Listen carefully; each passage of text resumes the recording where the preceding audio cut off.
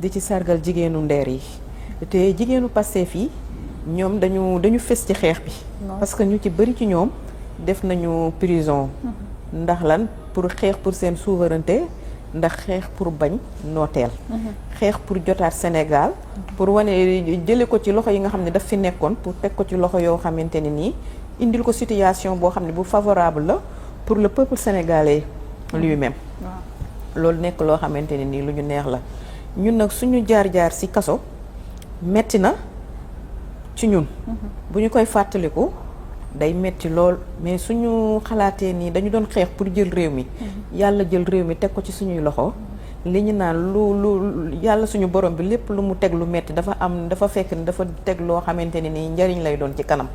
ñun noonu la ñu ko dundee te à chaque fois tamit dañuy wax ni si c'était à refaire dañu koy refaat ndaxte xeex pour sa réew loolu yaakaar naa ne kenn mënu la ko fay mu doon loo xamante ni am nañ ci fierté dañ koy wax à chaque fois kaso bi doon na lu méttee métti dugg nañ ci defuñu dara ci ay tuuma lañ ñu ci dugale woon ci ay xeex pour suñu réew lañ ñu ci dugalee woon moo tax li ñu ci xam li nga xamante ne moo ci metti dëgg li ma koy waxee rek mooy daf ñuy neex ndaxte dafa nekkoon lu négatif après mu doon lu positif. D'accord alors ci noonu sax mën nañu jaaree noonu rek dugg assemblée nationale ndax ku wax seen dugg kaso ku wax li Sénégal daj ak li fi xew yëpp ci année yu ñu wees yëpp mun ngaa wax itam ci loi d'amnistie ak proposition de loi interprétative bi nga xam ne moom la sa naataango député bi lee di Amadou Ba proposé jamono ji noo gisee projet de loi boobu ak lan moo ci sa gis-gis. waaw xam nga projet de loi bi ñun bi ñu koy xeex damay wax sax avant projet de loi bi Pastef dafa dundoon lu métti mooy bëgg a waxaale foofu benn affaire bu tuuti rek ne Mansour Faye temps yi ñu ngi koy gis muy dem aéroport di wàññeeku di wane ni dafa man daf may def ay reetaan. xam naa yërëm nga ko nag parce que Mansour dañu koy wax ne na xool ci xale yi Pastef yi. yërëmoo ko njëkkee ko te toog parce que li ñu dunduloo depuis Pastef nekk Pastef li ñu dund ci 10 ans yii gisuma parti bu ko fi dund xanaa bu ñuy wax PDS. mais ñun fitna gi nit ñu ko tegalelee de 2021 à 2024 yaakaar naa ne benn parti bu ñu mus a créer Sénégal dugg fit ñoom ñii di tëb di dal ñoom ñoo ñu ko yóbbee woon. kon Mansour Faye bu ñu amee njort ne dafa war a toog rek ànd ak dal ñun ngor ga ñu nekkee woon ñu moom mu toog nekkee ko te ñoom dañoo mag fuuf nag te Mansour xale yi ñu doon jël di leen dugal ci kaso bi ay jeunes la ñu woon entre 15 ba 40 ans te xale yi ba ñu duggee ci kaso bi dañoo ànd ak mat ànd ak dal ànd ak gëm ak muñ. lu nekk fekk leen fa moom kenn torturé wu ko kenn dóoru ko kenn saagawu ko kenn def ko dara dañ ñu ko doo dem aéroport ndax dangaa war a toog xaar na toog ànd ak dal mu xaar lépp lu mu fi def saalit la man keroog bi ma déggee Marème Faye muy wax ay reetaan la ma def te képp dama ni ko Marème Faye Sall yaakaar delloowaat boppam ci yàlla ku mu yaakaar rek yàlla la yaakaar ñoom ba ñu doon def xalaatuñu woon suñu borom bi dañ ñu ko doon teg muy metti ñu ànd ci nag ñun ak fugg ak détermination ak courage muñ moom dañu ni Mansour dem na aéroport rek ñu wàññi ko moom muy génn di wax bay jooy ñun xanaa amuñu yaay ñun xanaa amuñu ay sœur amuñu ay frère ñun xanaa amuñu famille ñun bañ ñuy jàpp di ñu tëj ñu fay toog ay weer ba mu mat ay at wala ñaari at ñun suñu famille nan la ñu def je vais vous dire une chose tey aujourd'hui ngeen xam ko sama yaay bi mu génnee dafa opéré wu cataracte lan moo ko yóbbee ay jooy yu metti elle s'est fait opérer des 2 yeux tout récemment parce que elle a tellement souffert man nekk naa ci kaso bi sama yaay nekk feebar ñu yóbbu ko perfuser ko mais bu jour visite bi jotee dafa médecin bi damay dem parce que buggul woon ma xam ne dañ ko perfuser dañu dindi perfusion bi mu ñëw seet si ma mais bi ma ko gisee muy ñëw sama petite sœur moo ko téye woon ma xam ne dafa feebar ñu jàpp ko sama borom kër bu daan ñëw di ma indil añ buy dem dafa daan am ñu koy topp loolu yëpp nekk loo xam ne ay stress ñu koy topp ay stress yu ñuy teg ay doomu aadama ñu di ko muñ musuma ko wax bi ma génnee lañ ma koy door a expliquer suñu koñ ñu jël fa ay soi-disant ay dof teg leen fa ba amoon ay dof yu ñu fay teg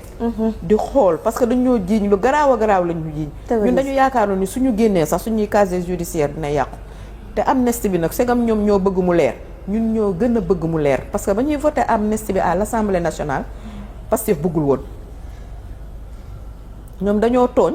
ba pare baal seen bopp man noonu laa ko mën a gisee amnistie bi loolu lay signifier par rapport à APR. Macky Sall dafa tooñ Sénégalais yi ba pare def amnistie baal boppam pour mën a dem. Marème Faye nee na ci biiri waxam Macky Sall heure bu ko neexee day dugg ci Sénégal. moom na fàttaliku ni Macky Sall daf fi musoon a dem toog ci sëñ Baara bi muy dund.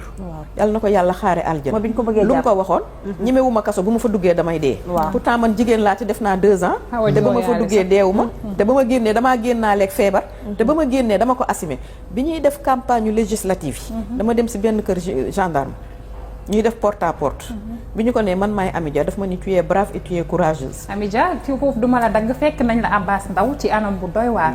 te boobu génn goo woon kaso. mais dafa mel ni foofu nga jaaree sax ñibbi sa kër. fa laa jaaree ñibbi le 5 février. mois de bi may génnee 5 février dama génn ñu teg ci presque 1 mois ñu koor. te bi may génnee je remercie le médecin mon docteur Diallo. ak professeur Sow.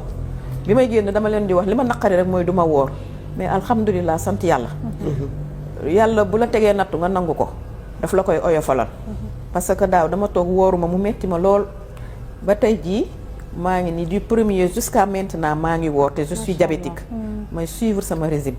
tey jii damay xawal sax du ma sax compter jours yi damay woor damay laajte ñaata jours la ñu am tey xaw ma ñaata jours la ñu am maa ngi am diabète bi dañ ma ko testé 15 jours avant may génn laa xam ne dama am diabète. avant ngay dugg kaso amu ko woon 15 jours avant dañ ma defal test ni dama diabète ñu moo taxoon ñu yóbbu ma Abbas Ndao. mooy bi ki ñoom honorable bi may Sagna ak ñoom. waaw di fa ñëw boobu laay door a xam ne man bi ma amee diabète ak léegi 1 an juste la am. te yéen bi may génn xam ngeen ne meluma woon nii. mais dañuy wax ne loo nekk gëm ko. suñu borom bi daf la ciy jàppale. ñoom nag démb ñoo aye woon di def seen yu bon ñun duñu fayantoo mais dañ leen di ñaan yàlla ñu muñ parce que fi ñu yóbbu dëkk bi nag dafa garaaw. dëkk bi dafa metti les gens sont en train de souffrir te ñun ñi nga xam ne nous sommes les honorables députés xam nañ ci dara. ñu leen di wax loo xam ne ñu leen koy wax avec leur problème. ñun suñu salaire bi ñu am dañ koy séddoo askanu Sénégal parce que dañu xeex ñoom dañu doon jàppale ci xeex bi dañoo jàpp ci xeex bi ba mu egsi fii. mais loi bi ku ci nekk gis nga ci am nga ci sa taxawaay tey aujourd'hui gis nañ yenn député yi ku ci mel ne Thierno Alassane Sall gis-gisam maître Oumar Youm gis-gisam ak Moussa Bokaran moom itamit gis-gisam jamono ji yooyu yëpp boo ko déggee lan la lay def ak yow mi nga xamante ne da nga dund injustice. xam nga ki xeex bi bu fekkee dañuy dugal projet de loi wala proposition de loi par les députés damaa yaakaar ñi ñu fitnaloon ñoom ñoo ci gën a yey pour xeex ko man lenn li populisme rek laa ko tuddee. parce que Thierno Alassane Sall ba ñuy tëye di ñu dóor di ñu torturer di ñu tëj di ñu rey ba 86 doomu sénégalais ay jeunes wàññeeku ci ñu leen di sargal fu ñu toll. kon Thierno Alassane Sall démb bi ñu Macky Sall di martyriser moom fan la nekkoon ba ñuy voté loi d'amnistie bi